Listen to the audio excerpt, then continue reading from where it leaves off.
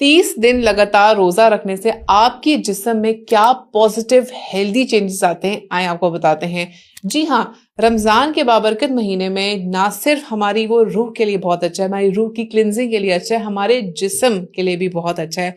जिस्म के लिए कैसे अच्छा है, इसके बारे में बात करते हैं। सबसे पहले जब आप पूरे 30 दिन का प्लान बनाते हैं, हमने रोजा रखना है, रमजान का महीना आ गया है, उसमें जब आपके शुरू के 7 से 8 दिन होते हैं, उसमें सबसे पहले आपका जो ब्लड शुगर लेवल है वो नीचे आना शुरू होता है नेचुरली, और ब्लड प्रेशर भी नेचुरली मेंटेन हो जाता है, या जिनका हाई होता है इनका लो हो जाता है आपके, और इसकी वजह से आपके जिस्म में जो रिपेयर सिस्टम है वो एक्टिवेट होता है।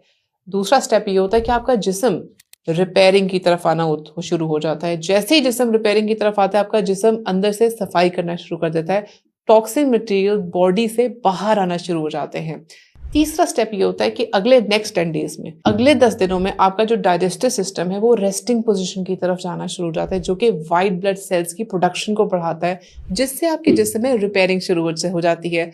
सफेद खुलिए आपके खून में बढ़ने से रिपेयरिंग शुरू हो जाती है। चौथा स्टेप ये होता है कि जैसे ही आपके ऑर्गन्स रिपेयर होते हैं, बॉडी में नेचुरल क्लींजिंग शुरू हो जाती है, जिससे आपकी एनर्जी लेवल्स बढ़ जाते हैं और कॉन्सेंट्रेशन बेहतर होती है, फोकसिंग बेहतर होती है, और आपकी, जिसे कहते हैं ना कि शुरू में इतनी ताकत नहीं थी, आगे जाके हमें इंड्योरेंस आ गई, ये उस वजह से होता है।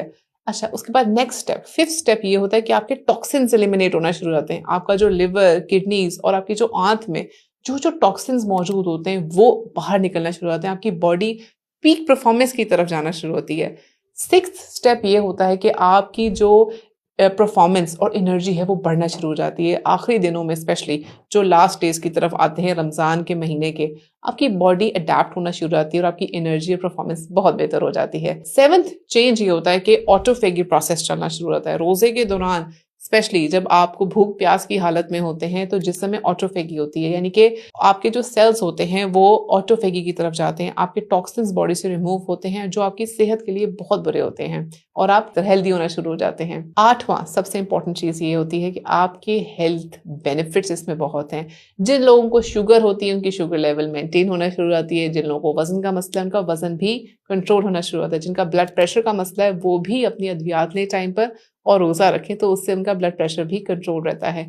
अच्छा, इस सब में बहुत जरूरी है कि हम अपनी खुराक का बहुत ख्याल रखें, यानी कि डीप फ्राइड चीजें नहीं लेनी, आपने ज्यादा कार्ब्स नहीं लेने, अपनी हेल्दी डाइट और हेल्दी फूड्स लेने, जिसके रिलेटेड वीडियोस मेरी और डॉक्टर फान की बहुत आपके लिए मौजूद हैं।